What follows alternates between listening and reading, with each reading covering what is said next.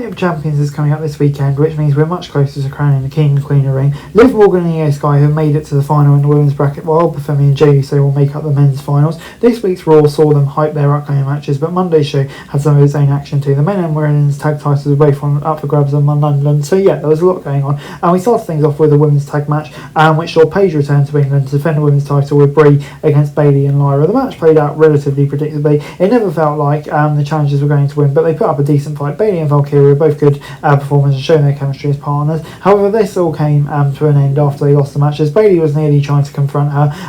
Valkyria snapped and attacked her, leaving her down in the ring and turning heel in the process. While the women's tag division still needs to be built up a bit more, this team felt like it had run its course. Neither one was getting anything out of it anymore. So yeah, I think turning Lyra heel is intriguing. The match was fine, but the heel turn is what we're going to be discussing afterwards. I'm intrigued to see where it goes. 5 out of 10. As we then moved on to Chad Gable, he spent the last few weeks apologising to all the luchadors he's offended in WWE, but this week he decided to apologise to former teammates. Otis, Tozawa and Dupree came out, listened to what he had to say. Gable tearfully recounted the way he has wronged them and apologised for how he treated them. It was there like Otis was ready to forgive, but Dupree didn't allow it. She said Gable went too far with the things he put them through and refused to forgive him. On paper this sounds like a boring segment with no resolution, but in execution it worked exactly as intended. Gable looked sympathetic and Otis helped sell that emotion with his facial expressions. The real star here though might be Maxine, who carried the weight of the segment. She was not only justified in how she felt and listed several examples of her feeling, but she spoke with confidence and conviction. It might be the best she's looked since arriving in WWE. No fighting, and we probably won't even get a match out of this, but they forgive just straight away. The story is more interesting if they make him earn back their respect, which is good stuff. We then got Dragon Lee versus Ethan Page, and Gable may be trying to make up with the Lucha Libre community, but Ethan Page had no such goals when he took on Dragon Lee in the next match. They started fast-paced right out of the gate and showed off their skills. Lee hit several of his high-flying moves, and All Ego played a great base for him to land safely. Both these guys are at the point in their career where everything feels like second nature. They could do a decent match with their eyes closed, but when they put a little effort into it, it ends up being great. Page winning with a low blow fits the character and slightly protects Lee. Plus, we know this is not the end of the feud, so we will eventually get a high-fire retribution. It was a fun sprint that showcased 2 workhorses and definitely worth a watch. 6 out of 10. As we then moved on to Jimmy Uso, who is the one trying to keep Knight and Jey Uso from fighting in recent weeks, but after a backstage disagreement they ended up having a fight this week. They did a good job at making this feel like a more personal fight right out of the gate. They didn't waste any time with lockups and chain wrestling, throwing hands straight out away. They put on a solid match that took the fight in and out of the ring several times. Knight had the crowd behind him, but Jimmy still had people on his side too.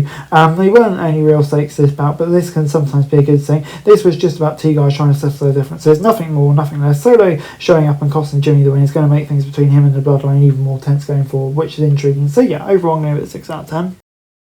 And then in our main event, it was Division against the Street Profits, with Logan Paul still out injured with an injured arm. Bron Breakker stepped in to help Austin Theory defend the tag titles against the Street Profits. The Division attacked them as soon as the bell rang, only to gain an early advantage, but the Profits didn't let the control the pace for too long. It quickly turned competitive back and forth. All 4 of these guys are tremendous athletes, and nobody's going to be surprised when they find out they had a good match. WWE gave them plenty of time in the main event, so they didn't have to rush, but they still kept a healthy pace. Ford is often praised, but Dawkins just as impressive in different ways. They're always fun to watch, and this match was no different. It was an enjoyable main event that highlighted the often underused tag division. Ending the show with a title change gave it an exciting conclusion, while also putting gold back on the team that's gone too long without it. This ends up being the best match on the show, while also having the most satisfying conclusion. So yeah, I'm going to give it 7 out of 10.